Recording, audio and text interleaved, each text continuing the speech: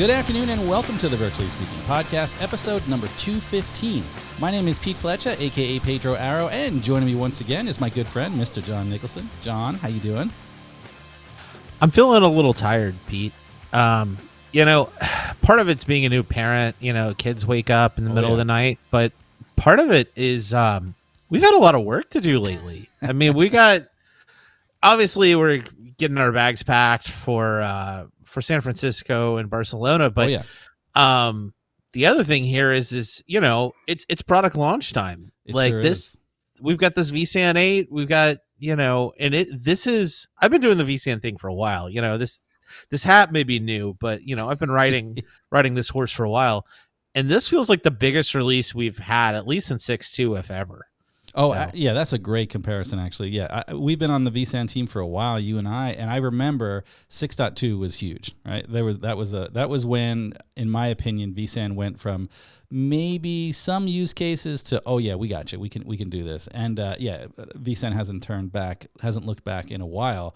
But I would agree, vSAN 8, from what I've read, is probably going to be the biggest change in architecture, and I think it's going to be something a lot of customers are going to be interested in. And we cannot have a good vSAN conversation without our partner in crime, our good friend, Mr. Pete Koehler. Pete, welcome to the podcast. Thanks for having me, Pete. Hi there, John. And I am thrilled to talk about this release. I mean, it's been a long time in coming in a lot of different ways, but I think it's going to be well worth it for our customers, and they're going to see why. Absolutely. So, Pete, I think, maybe the best place to start, very briefly, I think most people that listen to Virtually Speaking are fairly technical and may already have a pretty good understanding of vSAN, but let's just set the stage. Let's go back to 2012. vSAN was doing great things compared to now. What has changed, and why is this so important now to vSAN? Yeah, I think, Pete, in order to understand what we've done with vSAN 8, we really need to kind of take that step back and understand what the landscape looked like at that time. We had hard drives that they were spinning media. Hey, does anybody remember those? It was such a different time. And yes, there was flash, but it was slow and it was really expensive. And it used a lot of those old bus protocols, those interfaces that were meant for spinning media. So it was there, but it was really quite rare. And then the fact of other server hardware. I mean, you had smaller CPUs, you had 1 gig networking. How about that for a throwback, right? I mean, that's that's another thing that we have to factor in of what that landscape looked like at that time. And it was really such a different time when you compare it to the way that it is right now. Here we have NAND flash that is built, almost assumed now that it's using NVMe. The NVMe interface, that bus protocol. So extremely fast. We can push so much data now to a given storage device that really changes the makeup of things. You have CPU cores that are really dense now, and you have networking that is as high as 100 gig networking that's actually still a reasonable price for a lot of our consumers. So when you compare those two things, you can see why that, hey, maybe we need to rethink how the services and the software is built so that we can do it in the best way possible and the most optimal way possible for our customers. Yeah, I would agree. I would say that in 2012 or in early days of vSAN, based on the hardware that was available at that time, that really dictated what the architecture looked like of vSAN. It was made to accommodate for the shortness, the lack of hardware resources that were available at the time, the price and all that. So it makes perfect sense. And I know we're going to peel back the layers in a little bit here, but it makes sense that now with all of those factors not in the way, it makes sense that vSAN gets a new architecture. So let's talk about it then. What is the big change in vSAN 8? Right. So with vSAN 8, what we're really introducing is a new optional architecture. And this is known as the vSAN Express Storage Architecture. It's really a next generation based architecture that is hardware optimized, so we can exploit the full capabilities of these really fast storage devices, really fast protocols, networking that is extremely fast.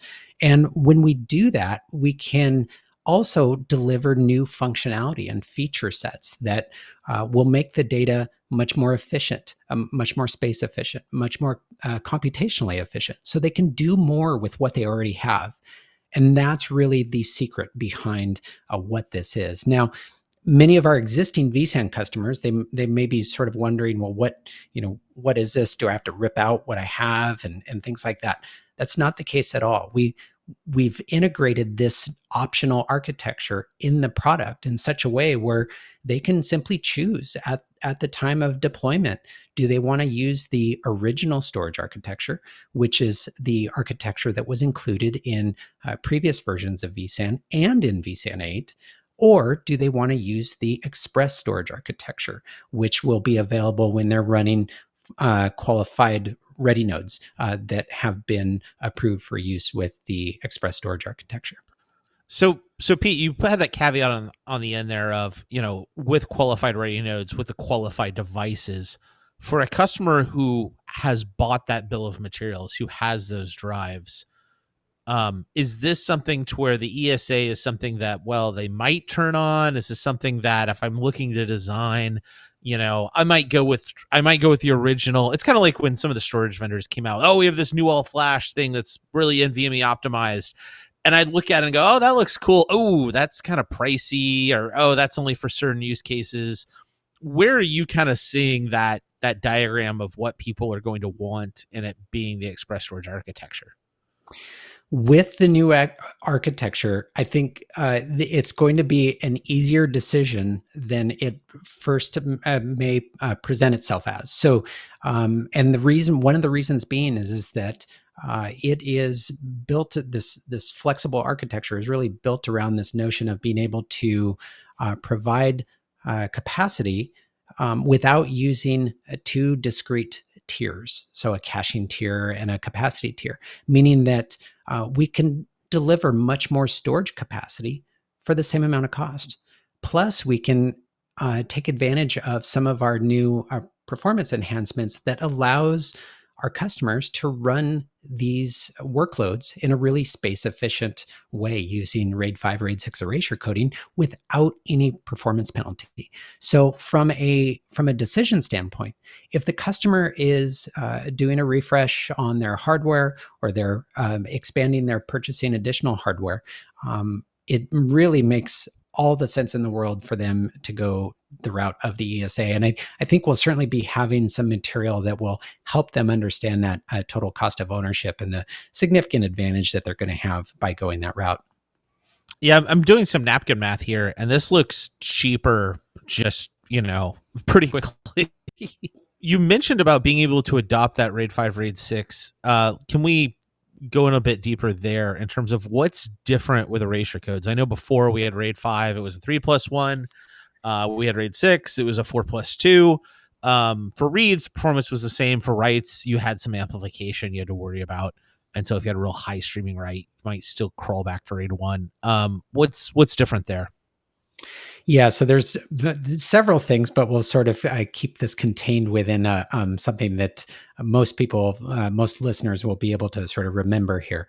The first part is we've introduced a new log structured file system within the actual vSAN storage stack. And what this is really geared at doing is being able to ingest writes really quickly and assemble that data and the associated metadata and package that up so that then it can send it to the storage devices across those hosts that make up the cluster in a really efficient way. And that's how we're able to achieve some of these really great performance results as a result.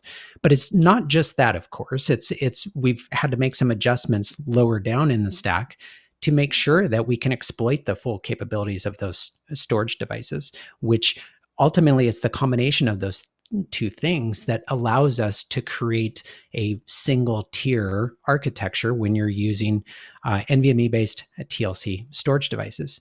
So then, as a result, we're able to take those erasure codes that we were using, like RAID 6 and RAID 5, and adjust them in such a way where now the customer is going to have so much more flexibility in being able to have this very deterministic space efficiency, but even in a smaller cluster size, as small as 3 hosts. And that's something that we couldn't do with the original storage architecture. Oh, wow. So we can do a 2+1 and do RAID 5 on a 3-node cluster.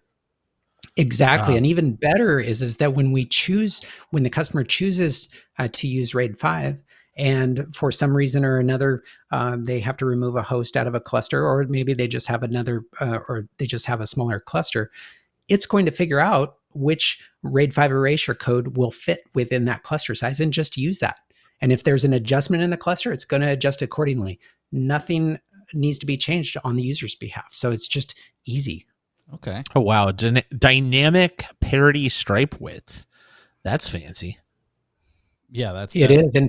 And look, it's guaranteed space savings for our customers. I mean, who doesn't want that? And you're going to see that recurring theme about just trying to do more with what you already have. And you're using the same software you have in the past. Even though we're introducing this new optional architecture, it basically looks and feels the very same way. There are really the only differences are the areas where we've made it easier. And that's for, servicing storage devices and things like that. Very nice.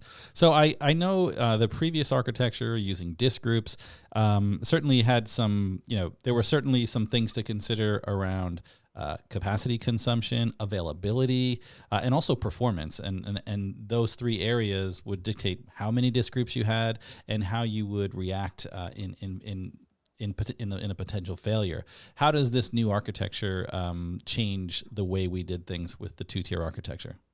Yeah, and I think it simplifies this notion of design and operation for our customers. So, when we think about what a disk group was, that was sort of a unit of storage resources, and it was sort of a bundled package of performance and capacity. But it was this fixed unit that we would provide vSAN so that it could ultimately serve up these resources for the various workloads.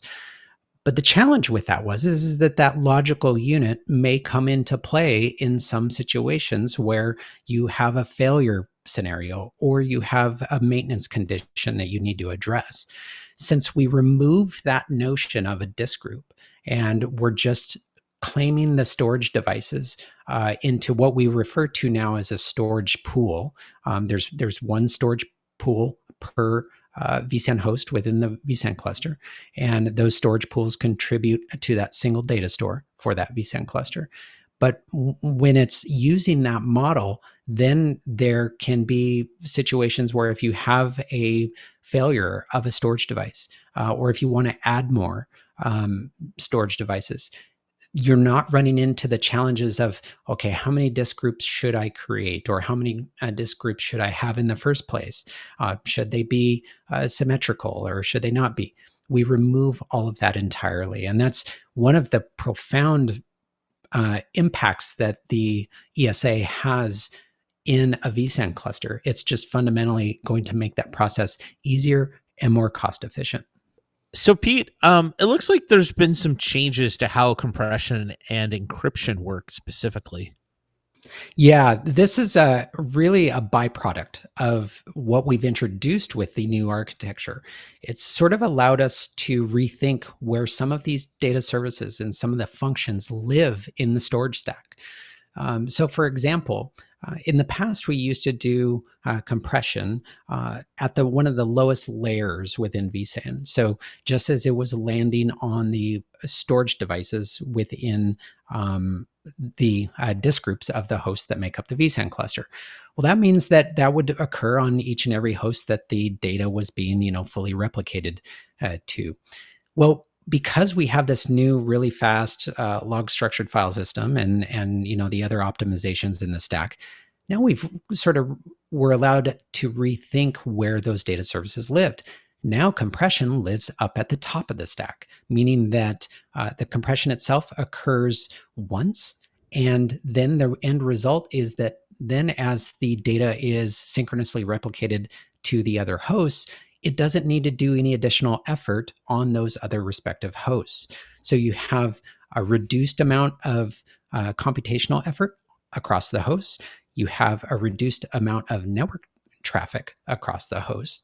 And as a result of some of the other enhancements that we've done for compression, we're able to get much better compression ratios. We analyze things at the per sector size, and so we're able to shrink that data down when it is able to be compressible down to a theoretical maximum of 1/8 of the size as it's fully inflated. So that's a great example of how compression works. I really like that kind of approach in terms of being able to move that stuff closer to the virtual machine and change kind of the placement. So we're no longer amplifying and having to do these processes twice. We're able to get better with the efficiency of how we implement these features while still using less overhead. Because at the end of the day, well, CPU cores, there's a lot more of them than there was in vSAN 5.5. It's nice if we don't have to use them all for storage. Indeed. And that's, I think, one of the common themes here. It's not just about how much additional performance we're able to deliver to the VMs. It's at what cost, at what technical cost, CPU cycles, network cycles, does it take to deliver that? Because ultimately, if we can shrink that down, that means you can do more with those very same hosts running the express storage architecture than you would using the original storage architecture. So things like the encryption services, which is also available within the ESA. We moved that up the stack as well. So now we don't have to do any sort of decrypt, re-encrypt cycles, which is, again, it's sort of addition by subtraction. We can get rid of some of these steps by virtue of rethinking where it lives in the first place. And then when you enable encryption, it inherently is encrypted in transit and at rest, as opposed to having the two discrete functions that were available within the original storage architecture. Right, yeah.